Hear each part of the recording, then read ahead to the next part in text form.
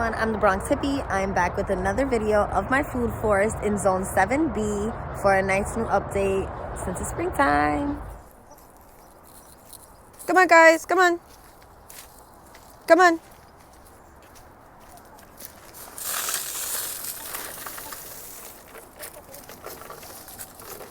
Let's get that plastic out of there.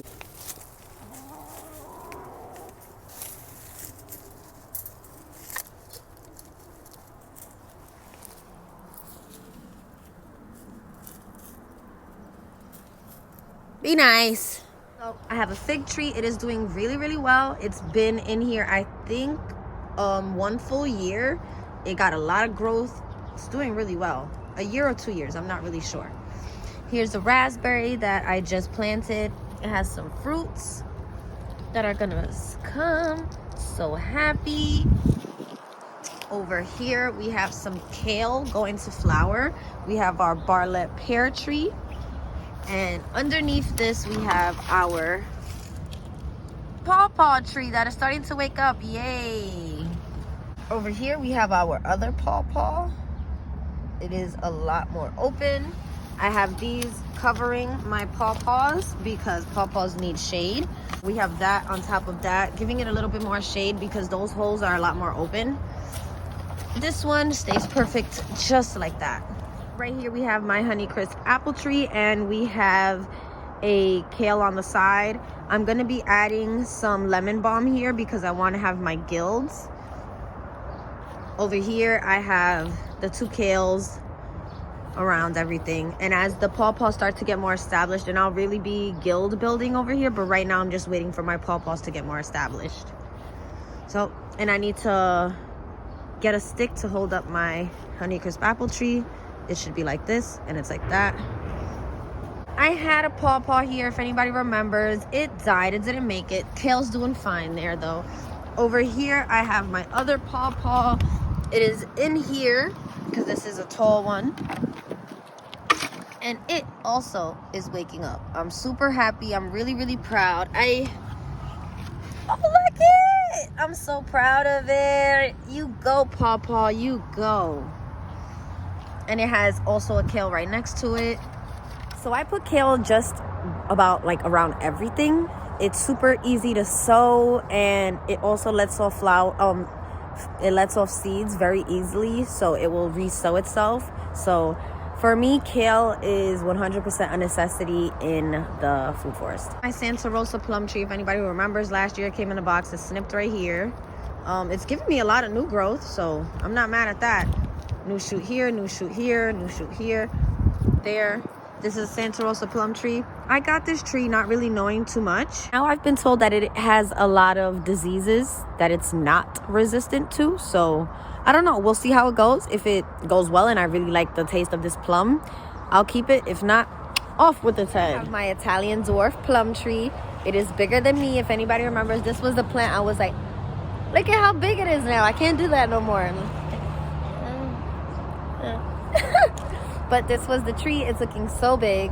At the base I had to put this is for when you're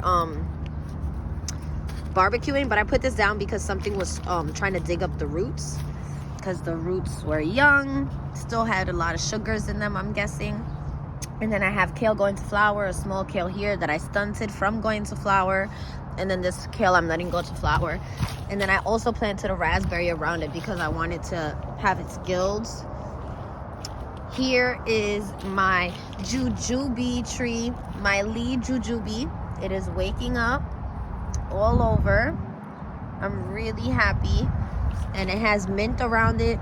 And then for its medium layer, for the shrub layer, I mean, it has a yasterberry over here, yasterberry, whatever you want to call it. So some mint, yasterberry. As we come over here, you see the Concord Grape has woken up. That's the Concord Grape's trunk. So it's waking up, and that's it here. This long piece, because I cut everything back, this long piece that you see here, I found this tucked away in that tree over there, and I had to pull it out. I pulled it out and I threw it back on top of the trellis on top of me, so that's why we have one that is so long right there. Here we have my Hemrod Grape. It woke up, it's doing great. This is its first year in the ground, doing great. On this side, we have my King of the North grapevine. It is waking up, fully awake, already has little grape sets on it. This is so crazy to me, so many grapes on it. Oh yeah, look guys, my honeyberries. First time I ever got honeyberries. I'm not sure what honeyberry this one is, but I have two other honeyberries over here. This one is Indigo Gem. I don't think, oh, it has little ones on it. And then this one is the Berry Blue, and it has a lot of new growth, and it also has some fruit on it for us. Yeah, looking good. Over here is my Hearty Kiwi. I just take the pieces and I wrap them in and around. So this is, I have the Isai or the Isa, and then I have the Ken's Red is also growing up that gate that I have there. So it's the Isai and the Ken's Red both doing their thing, growing across this and up that back gate that cuts at least right there. Yeah, that's where it ends right there. I think this is a better view right here, but yep, that's it. It's doing good. It's my elderberry. It is way taller than me, but it goes like this. I need something to like push it up against, but it got really big. Who remembers last year, you can look, I literally got it and it was like that big, just that, just boop, that's it. And from that, all this growth. And that is a John's elderberry, if you were wondering. I know usually people get John's and Adams together, but I just got a John's. Here is my Hearty apricot. This apricot was planted in honor of my friend's son. His name is Micaiah, so this is Micaiah's Hearty apricot. Right here, I have another addition to my grapes. I forgot the name of this grape, but I know that it is said to taste like a strawberry. And a strawberry tasting grape doesn't sound too bad to me, so I picked it up and it's been doing really well. So I'll let you guys know as it grows. Here I have more raspberries. I have lemon balm, another thing of lemon balm here. I have a Jean's gooseberry right here, and I have a Yastaberry back here. This is another Yastaberry, and that is another Jean's gooseberry that has self-planted right there, right there, right there. So those are 3 new plants that I've started. I have some random strawberries in here. Oh yeah, guys, do y'all see it? This right here is my pomegranate, my Russian pomegranate. I thought it died, but as you guys can see, it is growing back. So I'm really happy about that. This is my strawberry patch. You can see all the white flowers. I've been doing a lot of weeding in here. I already got 2 pieces of asparagus from here as well. Just wanted to throw that in there because my asparagus patch is somewhere right here. But I got 2 pieces of asparagus, and that was really nice. And right here is my Goji Berries. My Goji Berries have grown back. They're looking really well. So this is the strawberry patch, and there's a little bit of some Gojis in there. And then right here, I have sage. I'm gonna have to plant more sage because like literally this is the only one that came up. Oh, gotta pull this out. Over here, I have a hydrangea. It's supposed to give a big white flower. These are some orange daylilies I have in here. And then this is a sea of cone flowers. I really don't care for the flower, but it's highly invasive and I can't get it out. So I just come by and I trim it with the weed whacker and make sure that I still have my path to walk on because it was intruding into my path. But now it's pushing more back towards the gate, which I'm gonna like because then I can tie something from the gate to over here and like, I don't know, contain it more. At least that's my plan in my head. So this is my flower garden, cone flower garden. Then we move over to more just regular daylilies. And then over here we have my little ocean of irises. Over here we have more lemon balm in a kiddie pool with some flowering collard greens. Here we have my chocolate persimmon tree. It's doing really, really well. I got this for my mother. That's her favorite fruit. Here we have wild alliums. This is a big old bramble of brambles. No, this is a big old like raspberry bush. All fruiting as well. We should have the best crop ever this year. This is not how you grow raspberries and blackberries. This is how I am growing raspberries and blackberries. I took a gate, I put it up, I put each raspberry, I put a tomato cage over it. So the tomato cage is kind of like keeping everything contained inside, and then the gate in the back, I'm trellising everything, all of the extra growth. I'm trellising. Anything gets too long, especially the blackberries, because blackberries will tip down. They'll drop their tip, hit the floor, and then they will root. So we don't want that to happen. I don't want blackberries everywhere. I want them where I want them. So I'm taking all of them, I'm throwing them up on this trellis, and I'm just letting them do their thing there. So that's how I'm growing raspberries right now. I highly suggest don't following in my footsteps. Probably making it a lot harder. Over here, we have my suckled pear tree. I'm really, really happy with it.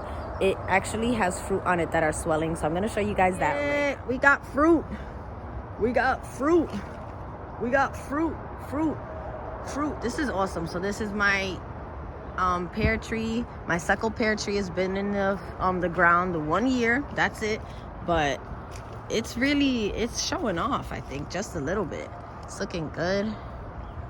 Looking real good. My little bird bath. I have 2 pawpaws here. They came in the mail and they didn't have much root. Really finicky roots, but I told the little farm that I bought it from, and I let them know on Etsy, like, hey, it didn't have any roots. They apologized, super nice, gave me my money, refunded it. I stuck them in rooting hormone. I highly doubt they're gonna do anything because those roots were so finicky, and I'm not sure you can really put rooting hormone on pawpaws. I don't know. I tried to look it up. I didn't really find too many videos or information on that. If anybody has any information on that, let me know, but I'm trying.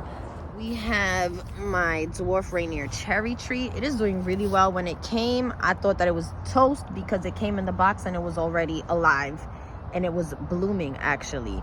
And all of the leaves dried up when I took the box outside, and they dried up. I crunched off all the dead dry pieces, whatever was alive, I let it stay. And bam, it came back because thankfully last year we had a really, really wet season. So, and then over here I have a raspberry and some mint and kale as a part of this guild. You can see the guild I have with the pear tree. I just have a whole bunch of raspberries, some alliums growing, and I have kale hidden in the corner over there too. 2 kales, a kale here and a kale there. Get some kale going over here, and we have a nice guild going. And then we have water here. Whenever it fills up too much or it gets a little dirty, I throw it into that guild over there. So I hope this was like a really quick update, but I hope that you guys feel more informed, feel like you know what's going on in here. And I'm gonna start doing more videos that are specific to each plant, because I've never really seen a King of the North grape video. I look on YouTube all the time to see like anybody else has a King of the North grapevine growing. How is it growing? How does it taste? So I would like to start doing that more with certain species that I have growing here, certain types of plants that I have, like a contender peach. I've never heard anybody talk about a contender peach. I always hear people talk about Rainier tree, so I don't need to do one on Rainier tree, but like a chocolate persimmon, because that's the type of persimmon I have. I would like to do more plant specific videos, so I think that we're going to be doing that.